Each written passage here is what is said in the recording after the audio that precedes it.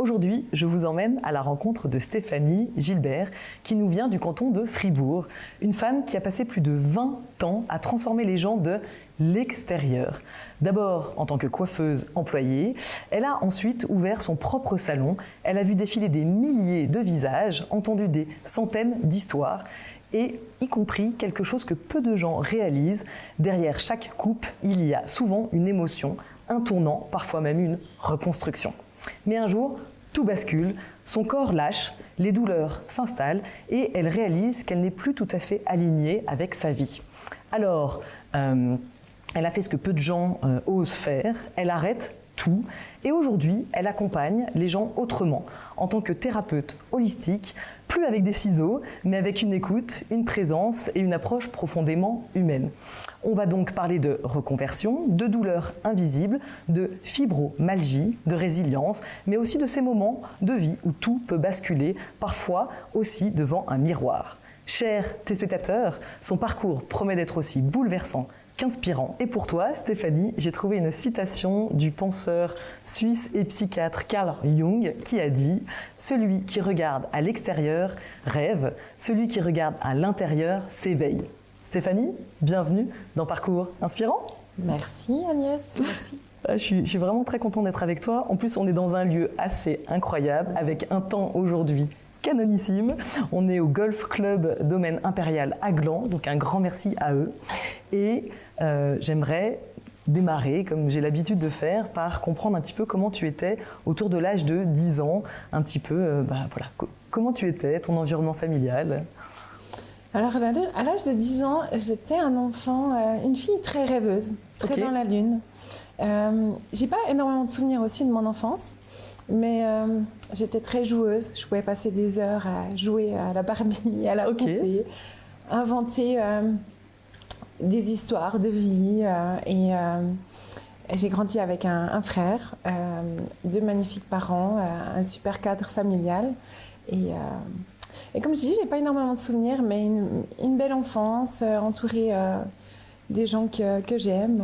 Ok, il y avait un événement un peu marquant ou quelque chose ou non, c'est plutôt voilà, un souvenir plutôt positif, mais... Un souvenir positif.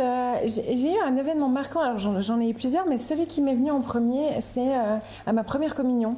On était allé jouer au foot chez le voisin qui était aussi à l'école avec moi, qui avait fait sa première communion. Et on jouait au foot et il avait un chien.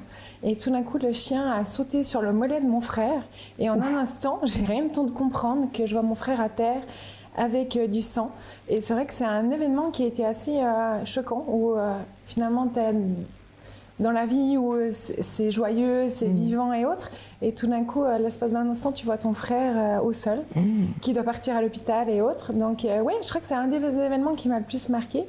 Et tout ça pour dire que la vie, tout d'un coup, tu peux être dans un bon moment et l'espace d'un instant, ça peut basculer. Alors, on s'entend que c'était un mollet et autres, mais il était embêté un sacré moment avec ça. Ok, mais pas de séquelles, c'est tout bon. Ça a été des cannes un moment et autres, mais ça a été. Ouais. Mais je pense que c'est ça, cet événement où tu te dis, ouais, vraiment, tu peux être dans des moments joyeux de la vie et tout d'un coup, bam, et voilà. Ok. Et puis, tu vois, j'étais jeune, première communion, je sais pas quel âge j'avais, mais assez jeune, donc ouais. D'accord. Et tu dirais que la coiffure est arrivée à quel moment dans ta vie ? Alors, j'ai d'abord commencé avec un stage en esthétique. D'accord. Et que j'ai beaucoup aimé. Et puis après, je me suis dit, on va tester d'autres stages et je suis tombée dans la coiffure. Et la vie, je pense qu'il n'y a jamais d'hasard, toute chose arrive au bon endroit, au bon moment. J'ai eu l'occasion d'être engagée dans ce premier stage où tout d'un coup, tout s'est enchaîné. Je finissais mon CO. Et après, j'ai pu partir quelques mois en stage de coiffure. C'était 6 mois à Fribourg. Mais du coup, pourquoi la coiffure ? Il y a un truc qui t'avait attiré à ce moment-là ? Qu'est-ce que t'as suivi une amie ou qu'est-ce qui a fait que c'est la coiffure qui t'a attiré ? Je pense qu'il y a déjà un côté, ma maman qui avait un commerce de mode enfantine et a toujours aimé déjà être coquette et autres. Et tu vois, direct, je me suis dit, pourquoi pas un stage de coiffure ? Je ne sais pas te dire exactement quel élément déclencheur, mais je pense que j'ai eu l'occasion d'aller faire ce stage. Et direct, tout s'est enchaîné vraiment où j'ai pu aller faire une école de coiffure et après être engagée dans ce salon de coiffure. c'est clair que je ne savais pas du tout de ce qui m'attendait réellement en fait. Et finalement, ça s'est poursuivi avec 21 ans de carrière. Donc, oui, c'est ça. Je crois que je suis tombée assez vite dans la carrière qui était juste pour moi à ce moment-là. Alors que quand on est adolescente, finalement, on est quand même en train de se construire, de se chercher. Et je pense que les choses arrivent au bon endroit, au bon moment, et je devais avoir ce parcours professionnel. Trop bien. Donc oui, 21 ans, c'est énorme. D'abord comme employé, puis après tu as eu ton propre salon. Et moi, j'aime bien poser cette question.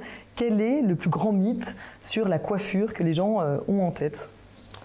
Alors, je pense qu'il y en a plein, mais je pense que c'est surtout, tu sais, souvent on dit « Ah, faut suivre les tendances, faut être à la mode et autres ». Et moi, j'ai vraiment envie de dire que c'est important de s'écouter, de se respecter et faire la coiffure qui nous ressemble, nous.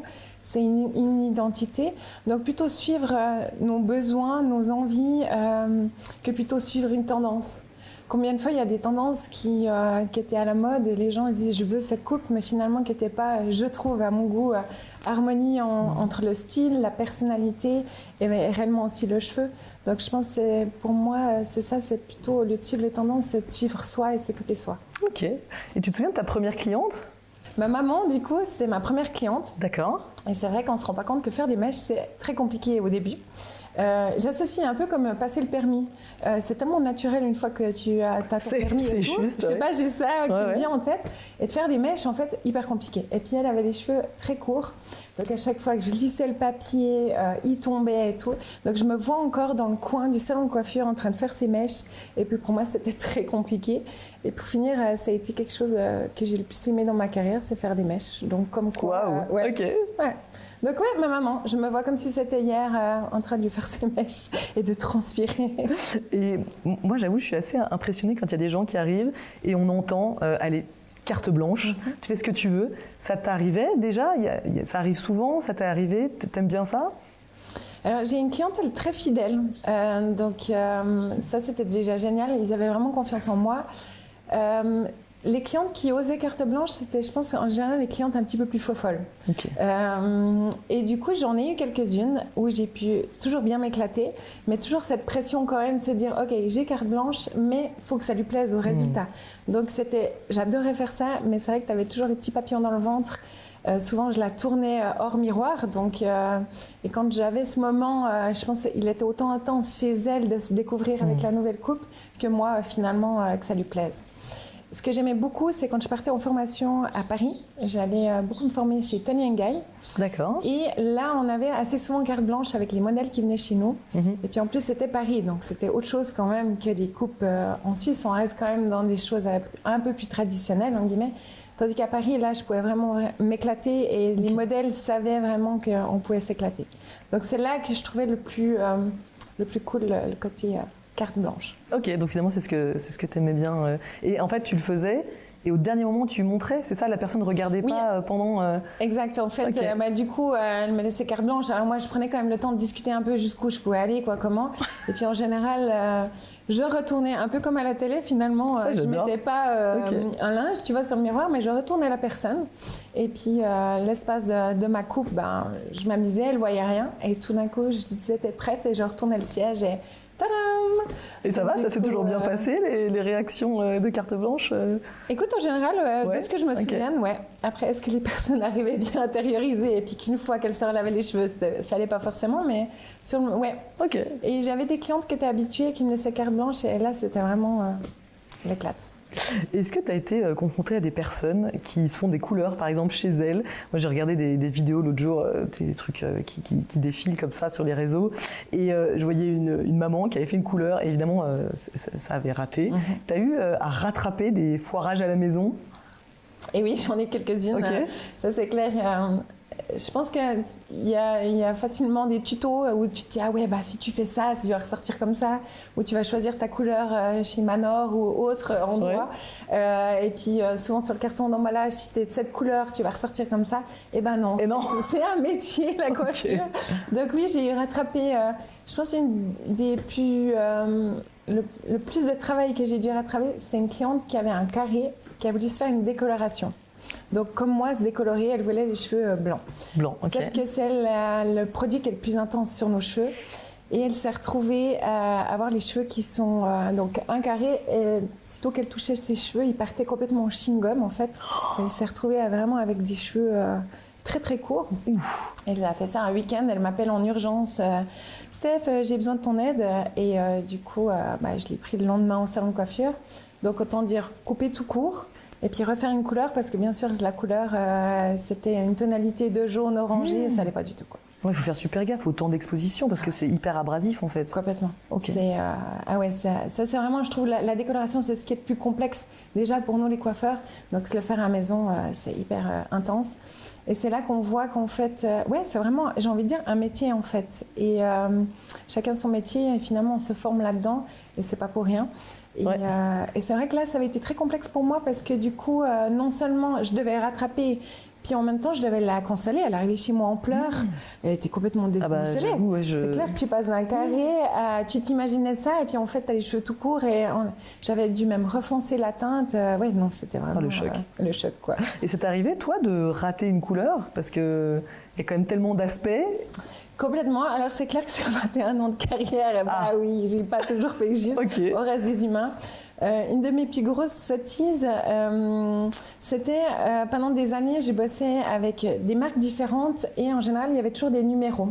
Ok, le code associé à la couleur. Exactement, tout à fait. Et il y a le 577, c'était un marron chocolat sur presque toutes les gammes que j'ai eues. Et j'avais changé de gamme de coiffure. Et là, le 577, c'était un violet. Et du coup, je vais pour préparer et tout. Et assez vite, je me rends compte qu'en posant ma couleur, ça commençait à venir violacé. Et là, je me dis, je crois qu'il y a un problème. Très vite, je comprends, je retourne en arrière, vérifier mes tubes, et là, je tilte direct qu'en fait, je l'ai posé un violet. Ok. Qu'est-ce que je fais? Soit je l'assume, je lui dis honnêtement, écoute, voilà, j'ai fait une bêtise, soit je prends sur moi. J'ai pris sur moi, je me suis dit, je rince la couleur, je lui repose une couleur et du coup ça a pris un petit peu plus de temps, mais elle est ressortie avec son marron chocolat et c'était nickel. Et elle l'a jamais su alors? Jamais su. Elle l'a jamais vu, elle a pas... En tout cas, elle m'a jamais rien dit, parce qu'après je transpirais aussi les fois d'après, tu vois, je me suis dit, est-ce qu'elle a vu et tout? Rien vu, ni connu. Et c'est là qu'on voit que des fois, oui, on peut faire des erreurs et puis j'ai... Sans froid, exactement. Tu te dis, ok, tu retournes au laboratoire, tu te dis, ok, qu'est-ce que je fais maintenant? Et puis au final, ça a marché. Donc, mon erreur a pu être corrigée. Ok. Et ça t'est déjà arrivé de rater une coupe de cheveux aussi ou... Oui, malheureusement, oui. C'est clair que c'est un métier, je trouve, mes premières années de carrière, je trouve que c'est quand même très compliqué parce que la personne elle vient avec sa photo Pinterest et puis pour pas dire autre chose, je veux ça. Comment, tu sais, les premières fois c'était genre comment je vais faire, ok, elle veut ça, non. Donc du coup oui, c'est clair que je pense que malheureusement oui, j'ai dû louper des coupes ou pas réussir à satisfaire. C'est un métier qui est assez complexe, je trouve, parce que finalement, on idéalise. Même moi, quand je vais chez la coiffeuse, j'ai envie de cette coupe, tu idéalises quand même cette coupe. On a des sacrées attentes, en fait. Ouais. Complètement. Et je trouve que c'est une pression, en fait, pour nous.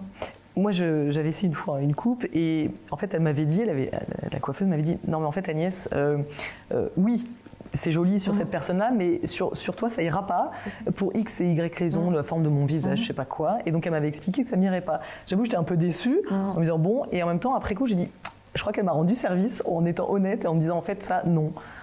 Je pense que c'est ça, c'est ce qu'on disait avant. Le mythe, c'est qu'en fait, je pense que tu sais, on veut cette coupe, on idéalise cette coupe, et puis au final, c'est important de voir la qualité du cheveu, le visage, la teinte aussi de notre visage. Il y a un tout en fait à regarder, et je pense que c'est intéressant d'être cette coiffeuse-là qui va dire non, en fait, t'as le côté déception de non, cette coupe t'ira pas forcément, mais de pouvoir adapter totalement aux besoins de la personne en fait. Et je trouve que c'est là que pour moi, c'est une bonne coiffeuse en fait. Ok. Et du coup. Et il y a eu peut-être aussi des situations un peu cocasses ou drôles au salon, je sais pas, une cliente un peu particulière. Alors, je pense que j'en ai eu plein, mais une des plus rigolotes, j'ai trouvé, c'était une cliente en fait qui s'était complètement endormie au bac. Non. Ouais. Elle s'est détendue. Elle s'est détendue totalement et elle a commencé à ronfler. Mais vraiment, elle a la bonne ronflette. Et du coup, on était à ce moment-là, j'étais dans un grand salon de coiffure, plein de clientes et autres. Et du coup, on a tous entendu, en fait, c'était assez rigolo. Et tout d'un coup, elle s'est surprise avec un de ses ronflements et elle est revenue à la réalité. Puis on a rigolé. Mais j'ai trouvé intéressant, c'est qu'en fait, elle était totalement à l'aise et puis elle s'est offert ce moment de relaxation et du coup, c'était assez rigolo. Et puis je pense que ça nous est tous arrivé de s'endormir, de ronfler et voilà. Tu m'avais parlé aussi d'une histoire de frange, une coupe d'une frange un peu spéciale. Oui. Alors moi, pendant des années, je trouve que ce qui était plus compliqué, c'est de faire une frange. Parce que finalement, il y a plein de changements de couleur, de passer de blonde à noiraude, c'est intense, de couper tout court alors que tu es à long. Mais je trouve que la frange, ça vient vraiment changer complètement ton visage et amener un style différent. Et j'ai une dame qui vient, qui parlait anglais. Elle me dit, je veux cette frange. Je lui dis, ok, je prends vraiment le temps de discuter avec elle. Et puis en fait, comme je dis, tu idéalises, tu vois cette frange que tu as vue en fait sur la photo, et sitôt qu'elle l'a vue sur elle, oh my God! Elle n'arrêtait pas vraiment dans tout le salon. Oh my God! Je n'ai jamais entendu de fois oh my God! Et elle la poussait direct. Et du coup, on voit direct la gestuelle parle. Et tu voyais direct, genre, ça va pas le faire en fait. Elle n'arrêtait pas de la pousser. Puis quand tu as une frange, au bout d'un moment, elle essaye de la remonter et tout. Je me suis dit, oh là là. Et du coup, une fois que c'est fait, c'est fait. Donc du coup, je ne sais pas si elle a porté des bonnets, des casquettes, ou elle a eu... c'est clair qu'à un moment, c'est de la patience que ça repousse. Je ne l'ai jamais revue, cette cliente, mais elle m'a beaucoup marquée parce que j'ai vraiment vu dans son regard, genre, qu'est-ce que j'ai fait en fait. Ouais, et pourtant, c'est ce qu'elle voulait, enfin, c'est ce qu'elle avait dit. Ouais. Mais je vois, ça me rappelle donc, ma fille a 13 ans, et l'année dernière, elle m'a demandé une frange. Je dis, oh là là, moi je le sens pas, on va aller chez le coiffeur et tout, puis on n'a pas le temps, franchement ça s'enchaînait. Dis, si maman regarde, on va regarder des tutos, ça va le faire. Je dis, ok, bon, moi à part couper les pointes, j'avais pas fait grand chose. Et puis j'avais trouvé un tuto, en fait les gens tournaient, coupaient pour faire une sorte un peu arrondi, et on avait vu aussi des vidéos où en fait la personne coupait, avait tiré, coupait, et quand elle relâche, ça remonte, et donc c'était ma hantise. Bon, au final ça s'est plutôt bien passé. Ça va, ma fille est toujours... Elle t'en veut pas, ça va. Elle m'en veut pas, mais j'avoue que j'avais trouvé ça hyper stressant, et effectivement ça change complètement le visage. Ah ouais, complètement, clairement. Est-ce que tu as eu l'occasion de faire une coupe un peu folle, où quelqu'un t'a dit voilà, je veux ça, et t'es genre méga déterminée, et tu t'es dit bon, si c'est vraiment ce qu'elle veut, on y va? Oui, alors j'ai une adolescente qui est venue chez moi, les cheveux vraiment en baldo, presque les fesses quoi. Toute sa vie, elle a les cheveux longs. Et puis, tout d'un coup, c'est venu la fameuse mode de la coupe Rihanna. Je ne sais pas si tu te souviens, rasée sur les côtés, puis plus long dessus. Ok, si, je vois. Je veux ça. Tout à l'heure, oui, mais en fait, tu as les cheveux en baldo, t'es sûre? Et puis, du coup, j'étais là. J'ai vraiment pris le temps de discuter. Est-ce que t'es OK?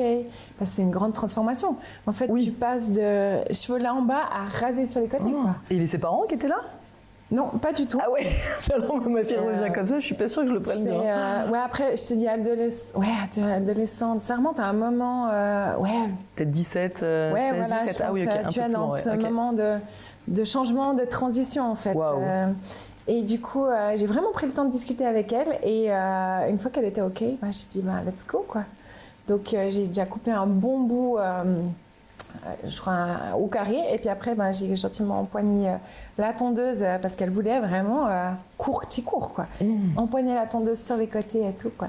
Donc c'est vraiment une de mes coupes, je pense, les plus intenses pour moi et puis pour elle. Ça devait être stressant. Parce que comme tu disais tout à l'heure, une fois que c'est coupé, c'est coupé. C'est ça quoi. On peut pas faire grand chose quoi. Clairement, et puis tu vois, elle a mis des années à laisser pousser ses cheveux quoi. Presque en bas les fesses, puis tout d'un coup elle se retrouvait coupe presque à la garçonne sur les côtés quoi. Donc, et tu peux faire des extensions dans ces cas-là? Enfin, je pense comme ça.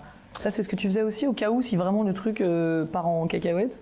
Ce qu'il y a, c'est que les extensions, et tu vois, il faut avoir des cheveux où tu peux avoir soit ton point de colle, il y a différentes extensions, et du coup là, ça aurait été beaucoup trop court en fait. Souvent, même moi, ça serait déjà presque trop court pour poser des extensions. Okay. Il faudrait déjà avoir un petit carré pour pouvoir poser les extensions. Et j'imagine que sur les franges, c'est pas possible non plus. Ça se verrait. Tu peux, mais ce qu'il y a, c'est que tu risques vite de voir soit le point de colle ou autre, tu vois. Donc en fait, vaut mieux pas. Ouais, c'est assez complexe quand même. Okay. C'est vrai que la meilleure chose, c'est perruque. Ah oui, carrément. Perruque, bonnet, casquette. Ouais. Ou patience. Ou patience, très bien. Mais après, elle a adoré sa coupe parce que je l'ai refait pendant de nombreuses années, je refaisais le même coupe, tu vois. Ah, waouh, donc, ok. du coup, ouais. Clairement. Et je pense que c'était vraiment une période... Ça serait intéressant de rediscuter avec elle, mais je pense que c'était vraiment une période de transition pour elle. Elle voulait marquer, en fait. C'est ça, exactement. Je suis en changement, maman, ou le monde, je change et ça se voit. Ouais. Okay. Je pense que tu vas te passer là aussi de la petite fille adolescente à je cours et je deviens cette femme et je m'assume. Je ne l'ai pas revue depuis un moment, mais je crois qu'elle a toujours les cheveux courts, donc tu vois, finalement, c'était une belle transition. Tu te souviens d'une cliente un peu spéciale ou enfin voilà, si je te dis, tiens, s'il y a peut-être une cliente à laquelle tu as envie de... Enfin, tu penses quand tu repenses à ces années-là, il y a quelqu'un qui te vient en tête? C'est vrai que c'est une très bonne question, et en fait, j'en ai tellement. Ok. Parce qu'en fait, comme tu dis, j'ai vu tellement de monde dans mon salon de coiffure sur 21 ans de carrière. Et en fait, j'ai plein de monde qui me vient en tête et plein de moments juste magiques où j'ai pu vivre parce que finalement, c'était plus qu'un métier. En fait, j'ai partagé le quotidien des gens et j'ai plein de coups de cœur et j'ai plein de personnes qui me reviennent en tête. Maintenant, ça fait une année que j'ai arrêté la coiffure, mais du coup, j'ai plein de personnes qui sont encore là et j'arrive pas à te dire une spécifique. Okay. En fait, je pense que c'est autant homme, femme que les temps que j'ai partagés, que j'ai échangé, que je suis devenue finalement une copine ou autre. Donc, je peux pas t'en sortir une. Je pense que j'ai eu plein de coups de cœur et de personnes qui sont encore dans mon cœur en ce moment. Alors, je vais te rappeler une phrase que tu m'as dite, que j'ai notée parce que je trouvais... Enfin, elle m'avait touchée, parce que c'est vrai qu'on ne se connaissait pas avant, je dévoile les coulisses, mais on ne se connaissait pas avant, et je fais toujours un petit appel pour essayer de comprendre un petit peu la personne, son parcours. Et tu m'as dit une phrase, moi, que j'ai notée, c'est « J'ai vécu une coiffure qui était bien plus qu'une coiffure ». Est-ce que tu pourrais nous raconter ce que ça t'évoque et ce que tu... Tout à fait. J'ai une cliente, alors j'en ai eu plusieurs qui ont malheureusement eu des cancers. Et c'est toujours quelque chose qui est très intense pour une femme de perdre ses cheveux. Et cette femme-là a dû avoir chimiothérapie. Et puis, en général, au bout de 2-3 chimios, c'est là qu'on commence à avoir une perte de cheveux. Alors, et du coup, elle me dit, est-ce que tu arriverais... Donc, elle était allée chez une femme qui fait vraiment des perruques. Et puis, elle est allée chez cette femme et puis qui lui a adapté la coupe. Mais elle n'avait pas cette touche finalement de moi où elle était habituée. Donc, du coup, elle m'a demandé, est-ce que je pourrais venir avec ma perruque et puis que tu m'arranges en fait la coupe sur la perruque, quoi. Ah, ok. Donc, du coup, je l'ai pris en dehors des horaires de salon de coiffure. On était vraiment seuls. Et du coup, elle est arrivée avec sa perruque dans son sac. Et encore maintenant, ça me touche. Parce qu'il y a encore plein de femmes, malheureusement, qui vivent ça. Et c'est vrai que pour moi, ça a été intense, en fait, parce qu'elle est arrivée, donc elle perdait ses cheveux, elle a eu un gros coup de colère, donc j'ai vraiment dû la canaliser, genre ça va aller, pose-toi. Elle prenait ses cheveux et ça partait par poignée. Ah, waouh. Donc du coup, très intense. Donc là, j'ai déjà pris le temps vraiment de l'entendre, de l'écouter, de la rassurer. Et c'est vrai que ça m'aimait encore pas mal, je pensais pas. Je le sens, Et du coup... Et ben, du coup, j'ai arrangé sa coupe de cheveux et puis on est arrivé au moment où elle a pris sa perruque, on l'a installée sur sa tête. Et là, j'ai vraiment pris le temps d'adapter la coupe. Et elle a été enchantée en fait parce qu'elle a retrouvé en fait finalement ma coupe à moi, ma touche à moi sur sa perruque qui allait être un moment sur sa tête quand même. Wow. Donc du coup, elle est repartie vraiment avec plein de gratitude. Et à un moment après, il y avait une course populaire qui se passait chez moi à Bulle. Et j'ai fait cette course. Et il y avait plein de monde. Et sur cette course, tout d'un coup, je me suis retrouvée à tomber sur cette femme. Non. Et j'ai vu dans son regard cette gratitude de genre merci de m'avoir accompagnée sur une étape de vie quand même qui est assez intense. Et c'est vrai que pour moi, ça a été un des moments les plus marquants où finalement j'ai fait plein de coupes de cheveux. Mais là, on passe d'une personne qui perd ses cheveux à qui doit mettre une perruque. Et c'est une étape de vie tellement intense. Et j'avais vraiment vu ce regard de cette femme qui était en gratitude. Donc pour moi, ça a été un des moments les plus marquants. Et j'admire vraiment toutes ces femmes qui s'occupent finalement des personnes, tout ce qui est perruque et autres, parce que c'est un autre challenge au quotidien. Donc, complètement. Et pour comprendre, donc ce jour-là, elle n'avait pas la tête rasée en fait. T'as dû lui raser la tête ou? Elle n'était pas prête. Soit des fois tu proposes de raser et tu mets la perruque. Là, elle n'était pas prête. Donc si tu veux, elle avait déjà perdu ses cheveux, mais il restait quand même une certaine masse. Mais je pense les jours et les heures après, elle allait les perdre. Tu vois, en général, je crois que ça se passe assez vite. Et là, en fait, moi, je l'ai arrangé la coupe si tu veux. Et je l'ai plutôt rassurée dans, oui, il y a cette perte de cheveux, mais ça va aller, il y a la perruque. Donc, si tu veux, j'ai arrangé sa coupe à elle. Ok, de là où elle en était au moment où elle est venue. Exact. Et après, le moment après, on a mis la perruque. Et elle est repartie avec la perruque. Donc je me dis, tu vois, il y avait déjà cette étape où je l'ai accompagnée et, avec cette perruque. Ok, waouh. Écoute, on est déjà à la moitié de l'épisode. Oui. Je te propose qu'on fasse le jeu de l'entracte. Ok. Donc c'est un jeu de cartes. Toutes les cartes commencent par la dernière fois que. L'idée c'est que tu en pioches 3 et que tu répondes à la question. Et si vraiment il n'y a pas de réponse qui vienne, il y a Joker, il n'y a aucun souci. Je garde le chez moi. Ouais. Alors la dernière fois que. Oh là. La dernière fois que j'ai acheté un objet à moins de 100 francs qui a changé mon quotidien. Ah. Tadam, tadam. Écoute, moi, alors je te laisse le temps de réfléchir. Moi, j'ai acheté une bouilloire dans laquelle on peut mettre directement le thé en vrac, en fait. Il y a une sorte de filtre dedans, en métal.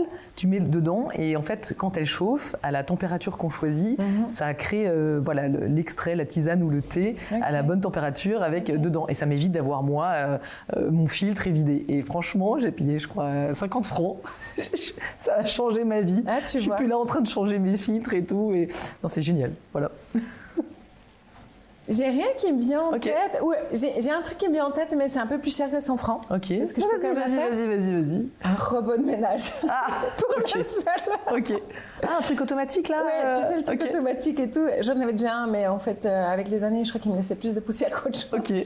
Et du coup, ouais, je trouve que c'est un soulagement de, tu sais, tu pars de chez toi, ton robot il part et tu fais le ménage. Magnifique. Allez, c'est bon, validé. Donc, voilà. La dernière fois que je me suis dit plus jamais. C'est intéressant les questions que tu me poses. Ah.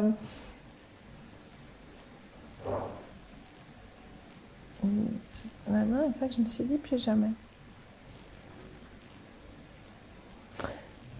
Comment tourner la chose?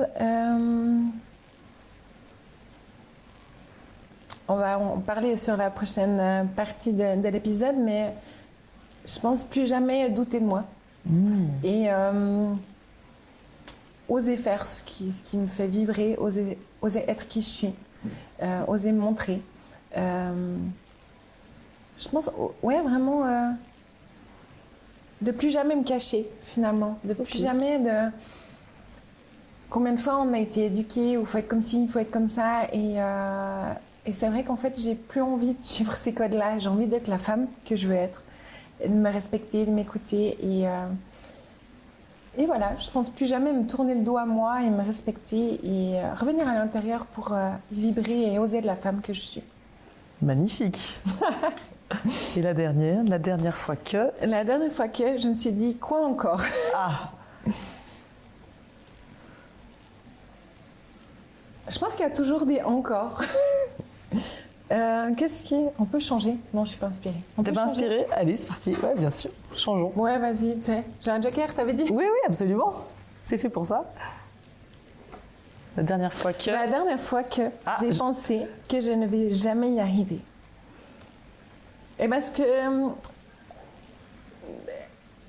Comment on va en parler sur la suite de l'épisode, j'ai arrêté ma carrière de coiffeuse pour me consacrer à la carrière de thérapeute. Oui.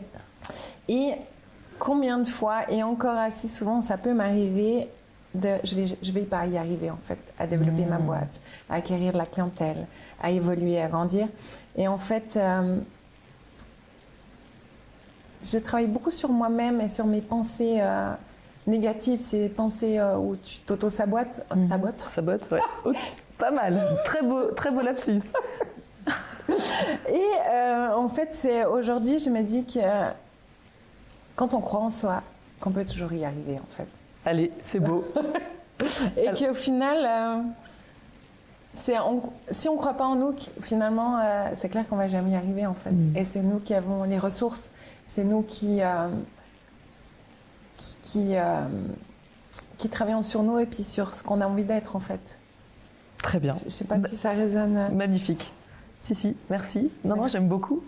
Et justement, on va enchaîner sur le fait que, quelle est ta plus grande découverte en tant que coiffeuse, qui justement a enchaîné un petit peu avec la suite. Mais quelle est pour toi la plus grande découverte? Ma plus grande découverte, ça a été vraiment qu'en fait, on n'est pas juste des coiffeuses, qu'on est des thérapeutes, des psys. Les gens viennent... j'ai une clientèle très très fidèle et j'ai pu vraiment suivre beaucoup de chemins de mes clientes, des séparations, des divorces, des nouveaux boulots, peut-être une naissance, qui fait qu'en fait on est vraiment cette thérapeute où on entend la personne, on la prend comme elle est et on va vraiment adapter les cheveux en fait. Pour moi, c'est un métier beaucoup plus intense que juste couper les cheveux, faire des mèches ou une couleur. C'est que vraiment on est des thérapeutes. Moi, je me rendais compte, les gens, j'ai cette capacité à beaucoup ressentir les choses. Les gens arrivaient chez moi, je sentais qu'ils étaient stressés, fatigués, débordés, selon quel événement de vie c'était intense. Et en fait, je prenais le temps de discuter, ok, quelle coiffure tu veux. Il y a des fois, les gens, ils voulaient complètement changer de coiffure. J'étais là, tiens, qu'est-ce que ça veut dire? Il y a souvent un événement derrière. Okay. Et puis du coup, ok, tu prends le temps de discuter et tout d'un coup, tu commences à faire ta coupe ou la couleur. Et après, elle commence à parler de sa vie. Et tu te rends compte, ah ouais, tiens, elle est en plein divorce, elle est en train de se séparer, ou elle va avoir un nouveau boulot, elle va avoir une nouvelle identité. Et en fait, c'est ça, ce métier de coiffeuse qui est bien plus que juste couper les cheveux, sans minimiser notre métier. C'est qu'en fait, on est des thérapeutes, on est des psys, et puis on accompagne les gens autant à l'intérieur qu'à l'extérieur. Et sur le papier, en fait, tu dis coiffeuse, ben oui, je vais pimper les gens, l'extérieur, mais en fait, il y a un travail très intérieur, je trouve. Et je pense que je suis vraiment cette coiffeuse où il y a déjà ce côté très thérapeutique qui est venu vite parce que je m'intéressais à tout, pas que les cheveux, en fait, à la personne intérieure. Et justement, à quel moment tu t'es dit, ok, là, la coiffure, ça me plaît, j'aime discuter aussi avec les gens et je sens et tu l'as dit hyper bien, justement, qu'il y avait certainement un élément déclencheur de vouloir changer de coupe, soit radicale, soit même une évolution, que ça accompagne des moments de vie. Et justement, à quel moment tu t'es dit, j'ai envie d'aller plus loin que la coiffure? Je pense que ça a toujours été en moi. Comme je disais, j'ai ce côté hypersensible, empathique, je ressens énormément les gens. Donc je pense que c'est pas par hasard que je suis arrivée déjà dans un métier de bien-être. Et c'est clair que j'avais pas conscience quand j'étais en apprentissage, mais assez vite j'ai compris que c'était que je faisais plus que coiffer. Et souvent les gens me disaient, ils arrivaient chez moi. Comme je disais avant, je ressens vraiment les choses. Les gens arrivent déjà stressés, fatigués ou des choses qui n'allaient pas. Et en fait, je prenais le temps de les entendre, de les écouter, peut-être aussi de les conseiller ou de les inviter peut-être à se poser d'autres questions et à faire un travail intérieur.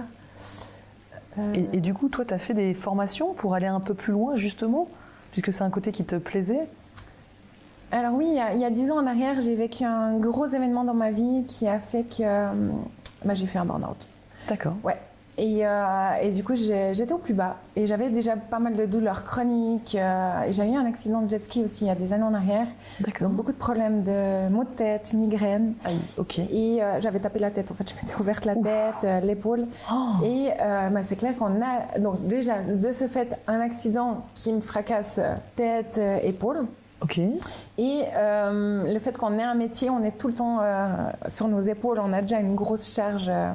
On a la musculature c'est vrai que c'est physique, qui se crée complètement. On ne se rend pas compte, mais c'est physique en fait. Quand on tient les ciseaux, il y a quand même en fait, effectivement peut-être des douleurs qui arrivent au niveau des cervicales, complètement, des épaules. Je pense que chaque métier, on a des douleurs, on a des problématiques, mais c'est vrai que la coiffure, on ne se rend pas compte. En fait, on est tout le temps comme ça. Et alors après, on crée la musculature et autres. Mais donc du coup, le fait que j'ai déjà eu cet accident, j'avais déjà une faiblesse sur ces parties-là. Et bref, événement de vie qui arrive, intense, donc burn-out, déprime et autres. Okay. Et là, je commence à tomber dans la médecine parallèle, à tomber dans la thérapie parce qu'il fallait que je me fasse aider. Et c'est là que j'ai entrepris tout mon chemin, en fait, d'approfondir le côté thérapeutique, le travail à introspection sur moi.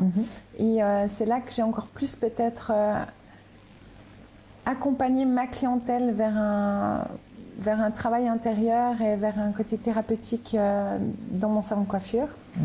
Et le fait que je me forme, donc j'ai fait plein de formations, vu que j'avais des douleurs, je suis tombée dans le yoga, j'ai commencé à me former dans le yoga, j'ai fait différentes formations dans le yoga, donc ça c'était déjà juste magnifique de revenir aussi déjà dans mon corps. Parce qu'on est très dans le mental, toujours dans l'action, il faut y aller et autres, et de revenir dans le corps. Ça, on ne nous apprend pas à l'école.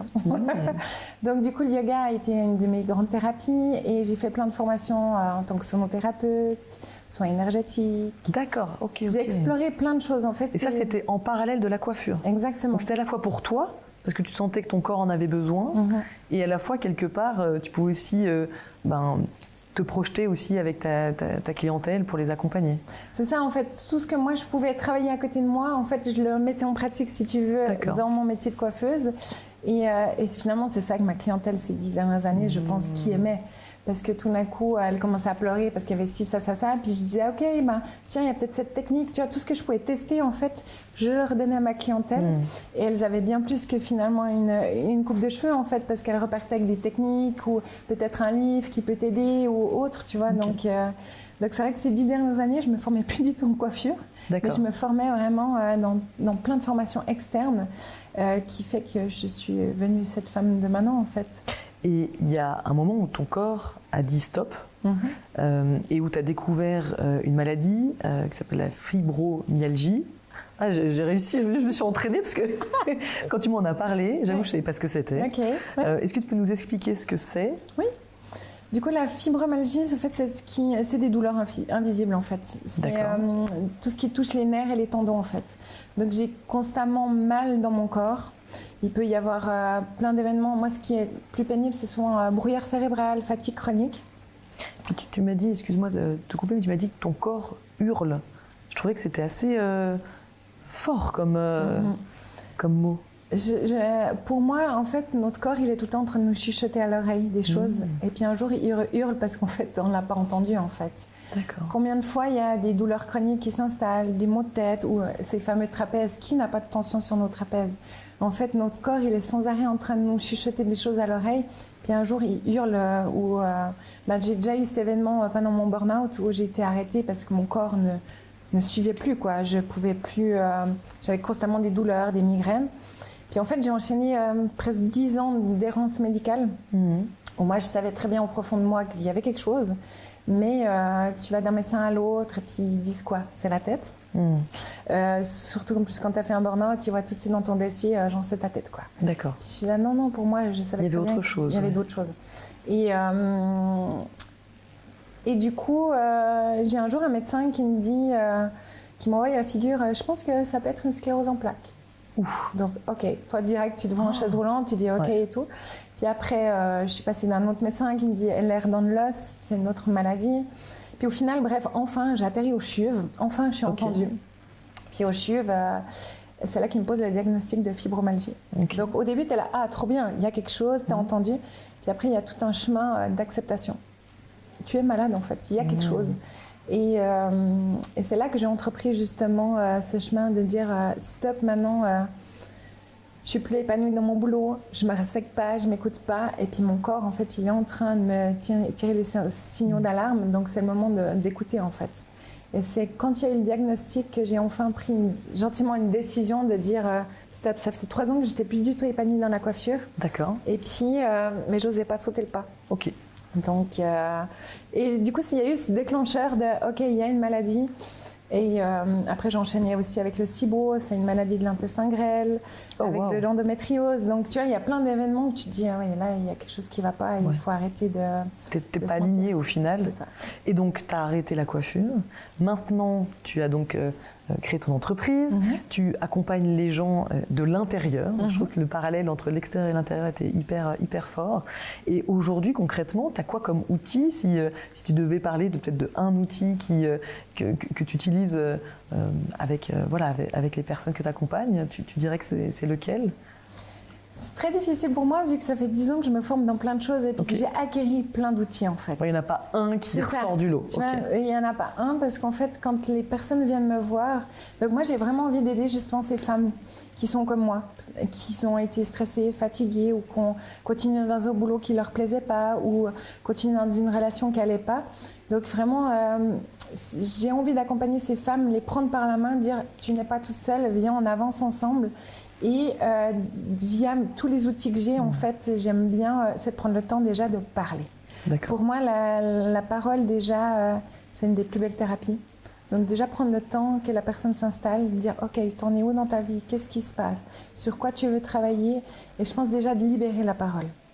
Parce que souvent on n'est pas entendu, on n'est pas vu, ou des fois, combien de fois on dit aux gens non mais tout va bien.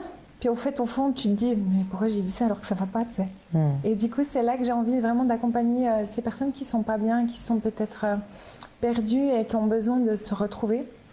Donc j'ai différents outils via mes formations, mais je ne peux pas dire qu'il y aura un outil particulier, parce qu'en fait, chaque personne est unique et moi, je vais vraiment adapter selon la personne, selon ses besoins. Et tu aurais un exemple d'une cliente que tu as accompagnée justement avec un outil un peu spécifique ? Comme je te dis, ce que j'aime beaucoup déjà, c'est de prendre le temps de discuter. Souvent, la première séance, on voit qu'il y a déjà un bon moment de discussion, que moi, j'apprenne aussi à la connaître et que je vais vraiment adapter. Pour moi, il y a déjà beaucoup d'énergétiques qui travaillent durant la séance. La personne, quand elle passe le pas de la porte, il y a déjà cette énergétique. Et puis, je vais autant utiliser mon énergétique, autant utiliser finalement... par le massage, par le toucher, par la parole. Ça passe aussi par le physique. Du coup, il y a aussi ça. Parce qu'en fait, il y en a beaucoup qui ont besoin d'être touchés, en fait. Qui ont besoin d'avoir quelque chose de concret. D'accord. Parce que finalement, quand je fais un soin énergétique, là maintenant, tu t'installes sur la table, je fais le soin. Il y en a beaucoup de ça, ils ont besoin de... Mais qu'est-ce qu'elle m'a réellement fait, en fait, passer par le concret. D'accord. Et c'est pour ça que j'ai eu besoin de me faire former en massage taille et le massage du ventre pour pouvoir justement... par le toucher en fait, parce que par le toucher tu ressens ce qui se passe réellement dans ton corps et via le toucher il y aura l'énergétique. Donc c'est pour ça que je pense que le soin qui pour moi le plus percutant, même s'ils sont tous, c'est le massage du ventre. Le ventre c'est notre deuxième cerveau, certains disent même que c'est le premier. Il y a beaucoup d'émotions qui viennent se loger ici et j'aime beaucoup faire le massage du ventre. Donc on a vraiment un temps de parole dans un premier temps ou discuter qu'est-ce qui se passe dans ta vie. Après, je vais utiliser la sonothérapie parce que les fréquences, les bols sont vraiment juste incroyables et vont influencer le son. Exactement, oui, la sonothérapie, c'est les sons. Tu sais, les bols tibétains, koshi, gong, tambour. Et les sons ont vraiment une vibration sur ton corps physique, émotionnel, psychique. Et déjà là, on peut lâcher. Parce que souvent, on est dans le mental. Donc, il y a eu la première partie où tu es dans le mental, qu'est-ce qui se passe. Tu t'installes sur ma table. Il y a la sonothérapie, donc vraiment, où ça te permet déjà de revenir à l'intérieur de toi. Il y aura toujours le son énergétique qui sera là, via mes mains. Et puis après, j'ai une technique particulière du massage du ventre où je vais libérer les émotions. Et on fait un travail d'équipe en fait. Donc j'ai une technique qui est particulière qui est à moi, qui écrit mon propre soin, où on va permettre de libérer les émotions. Donc je demande à la cliente de quelle émotion elle a envie de libérer et en conscience on va mettre dans le feu en fait. Wow. Je vais créer en fait. Souvent je dis pas trop ce que je fais en fait, c'est un peu mystérieux. Bah oui, je savais pas ce que. En fait, je ne savais rien. Si tu veux, je trouve de revenir prendre conscience des événements que tu as dans ta vie. Et de les mettre au feu. En fait, je travaille où je fais imaginer la personne qui a un feu intérieur et que ce feu intérieur, en fait, tu vas mettre les émotions, tu vas mettre les parties de vie, en fait, et on travaille ensemble. Les gens ils me disent tous, ah ouais, je ressens, tu sais, ça lâche. Il y a un côté où les gens ressentent ce chemin, ce travail intérieur, et moi, je les accompagne en fait avec ma médecine, avec mes techniques à moi, à libérer. Waouh, ok. Est-ce que je suis claire dans ce que je dis ? Oui, complètement. Parce que pour moi, c'est tellement inné. Et toi, c'est quelque chose qui t'a aidé là à aujourd'hui dans ton quotidien? La fibromyalgie, tu as réussi à réduire un petit peu les symptômes de douleur articulaire que tu as grâce à justement ça ? Alors, c'est clair qu'une de mes premières formations, c'était les soins énergétiques. J'avais envie justement de pouvoir guérir, c'est un grand mot je pense, mais de pouvoir moi m'apaiser quand j'ai des douleurs. Donc du coup, je dirais que toutes les formations que j'ai entreprises, c'était d'abord pour moi. Oui. C'était pas pour une clientèle. Oui, oui. Et du coup, tous les outils que j'ai pu acquérir, tout ce que j'ai lu, toutes les formations, tout mon travail finalement de tous les jours, en fait, c'est un chemin de tous les jours. Ça va être autant du sport, ça va être de la nutrition. C'est une hygiène de vie. C'est une hygiène de vie en fait. Et grâce à tout ce parcours, c'est la femme que je suis maintenant. Et j'ai réussi vraiment à calmer les douleurs. Ouais. D'accord. Et tu dirais que tu es plus alignée avec toi-même maintenant ? Complètement. Après, aligné, finalement, c'est quoi? Parce que je pense nos vies, en fait, elle est tout le temps de tumulte, de haut et de bas. Donc, je pense que c'est pas toujours évident d'être aligné, mais le fait que je m'écoute, je me respecte et qu'aujourd'hui, j'ai décidé de me consacrer à ma passion, de rouvrir un nouveau business. Oui, là, je me sens beaucoup plus alignée, je suis en paix avec moi-même et je suis juste heureuse de finalement du parcours que j'ai fait et d'avoir osé en fait m'écouter et me respecter. Est-ce que tu aurais, pour terminer, peut-être voilà, une cliente que tu as accompagnée, qui t'a particulièrement touchée J'ai eu une cliente qui m'a dit il y a quelques jours en arrière qu'elle a enfin réussi à libérer un traumatisme d'enfance. Ok. Et qu'elle en rêvait régulièrement. Et elle m'a dit, je n'ai plus rêvé de ça et j'ai pu enfin libérer. Oh, waouh. Et moi, j'ai vraiment senti lors de mes soins, c'était un massage du ventre justement, j'ai vraiment ressenti qu'il y avait un côté, un peu comme un tsunami émotionnel, tu sais, qui arrive, où j'ai vu, elle a commencé à pleurer et tout, et je me suis dit, waouh, c'est quelque chose de très profond. Moi, je ressens beaucoup les choses de ce qui se passe dans le corps des personnes et autres. Et là, j'ai vraiment senti à ce moment-là, dans le soin, qu'elle libérait un grosse émotion, un gros traumatisme. Et des fois, j'ai pas forcément de retour après la séance. Et là, j'ai eu l'occasion de la revoir. Elle m'a dit qu'elle a pu vraiment libérer une grosse douleur d'enfance, un traumatisme. Et puis qu'encore maintenant, adulte, à 40 ans passés, elle faisait des cauchemars. Et que là, elle avait plus refait. Donc, waouh. Je me dis que c'est là que c'est beau, c'est pouvoir... Après, c'est qu'elle était prête. Hein. Moi, je pense que tu as la bonne thérapeute au bon moment, au bon endroit. Je pense qu'il y a plein de bonnes thérapeutes, mais c'est le moment que la personne est prête de libérer, en fait. Et c'est ça, justement, la magie de mon boulot, c'est que tout d'un coup, ce sera le bon moment pour elle. Elle a confiance, elle est en sécurité et elle lâche enfin ce qu'elle a envie de lâcher. Je trouve que c'est vraiment un accompagnement, en fait. C'est la thérapeute, en fait, c'est nous, on accompagne la personne, mais c'est elle qui fait son chemin, en fait. Eh bien, écoute, magnifique, merci. Ce que je te propose, c'est qu'on attaque les 3 instants signature. Avec la fameuse baguette magique. Oui, tu es retournée en princesse. C'est ça. À partir de maintenant, tu as un vœu. Tu peux changer quelque chose dans le passé, dans le présent ou dans le futur, sur ton parcours. Est-ce que tu auras envie de changer quelque chose? Rien. Ok. C'est rigolo parce qu'il y a quelques temps en arrière, je pense une année, 2 ans, je t'aurais dit que j'aurais changé des choses. Et puis en fait, grâce à tout mon parcours, grâce à tout ce que j'ai pu vivre, et grâce au chemin que j'ai fait aussi, et ben, j'ai rien envie de changer. Parce qu'en fait, j'adore, sans prétention aucune, j'adore la femme que je suis devenue. Et ouais. J'aurais aimé... j'ai jamais réussi à être maman. Et ça a été un gros traumatisme pour moi. Et on a essayé pendant 9 ans.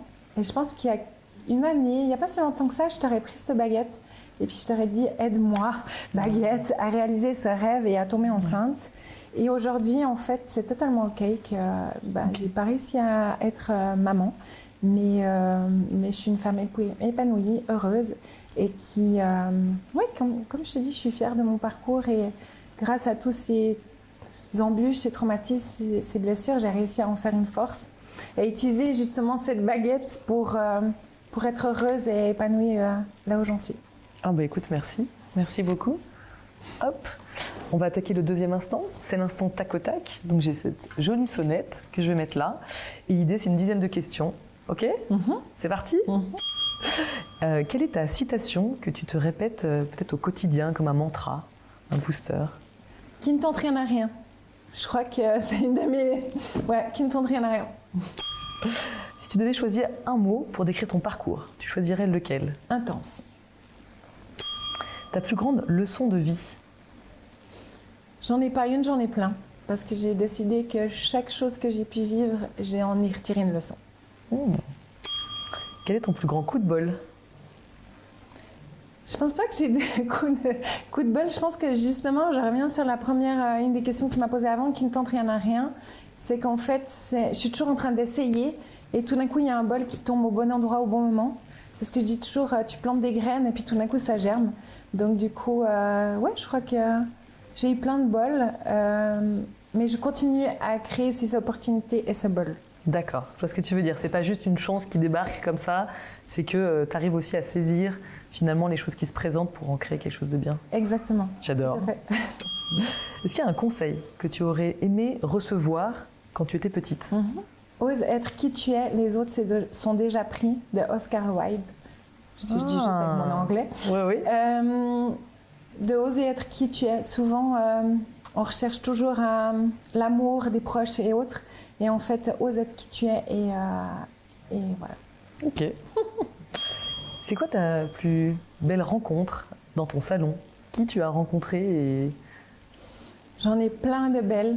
Franchement, je suis heureuse d'avoir rencontré toutes ces belles âmes. Mais j'ai surtout une, ma meilleure amie, qui est devenue ma meilleure amie. Elle est venue via sa cousine. Et en fait, au fur et à mesure des rendez-vous, ça a direct matché. Et aujourd'hui, c'est ma meilleure amie. Et j'adore notre relation. Et c'est juste magique parce qu'on s'est connus sur le siège du salon de coiffure, entre mes mains, entre mes ciseaux. J'adore. Donc, magique, ouais. Ma meilleure amie. Quel est ton plus grand regret? J'en ai aucun. Parce que comme avant, tu m'as posé la question, en fait, chaque chose qui m'est arrivée dans ma vie fait que je suis cette femme de maintenant et pourquoi avoir des regrets? Et si j'en ai, eh ben, je vais travailler dessus pour plus en avoir. Ah, pas mal. Ton plus grand échec? Je pense que j'ai pas... comme avec la fameuse baguette magique, il y a quelques temps en arrière, je t'aurais dit le fait de ne pas réussir avec maman. Puis aujourd'hui, je décide d'en faire une force et puis de me dire que en fait, c'est mon chemin, c'est mon parcours. Et puis grâce à ça, je suis cette femme de maintenant et c'est aussi magique la vie sans enfant. Est-ce que tu aurais un conseil à quelqu'un qui se sentirait perdu, en fait? Des fois, d'accepter qu'on peut être perdu et que je pense que c'est important de se poser les bonnes questions de pourquoi on est perdu. Et ce côté perdu, ça peut peut-être t'aider à repartir dans une nouvelle direction dans ta vie. Et je pense vraiment de se faire accompagner, de se faire aider et puis pas rester seul en fait. Et pour pouvoir aussi retrouver plus de clarté de pourquoi tu es perdu, qu'est-ce qui se passe dans ta vie. Et ouais, de vraiment pas rester seul en fait. Très bien. On va attaquer le dernier instant, c'est la fameuse minute inspirante. Donc ce que je te propose, c'est de regarder cette caméra. Moi je vais lancer un minuteur et donc tu as 1 minute pour inspirer nos auditeurs et tu dis ce qui te fait, voilà, ce qui vient comme ça spontanément. Ça joue? Allez, ça démarre maintenant. Je vais revenir sur la fameuse phrase de Oscar Wilde de « Oser être qui on est, les autres sont déjà pris ». Je pense que pour moi, c'est le plus important de vous conseiller, de vous inviter à oser être tel que vous êtes, à revenir pleinement à vos envies, à vos rêves, de vous réaliser. On n'a qu'une vie, profitez, osez être qui vous voulez, écoutez ces vibrations intérieures et faites-vous confiance. Faites la paix avec vous-même, avec votre corps, votre esprit et essayez le plus possible de revenir dans votre corps.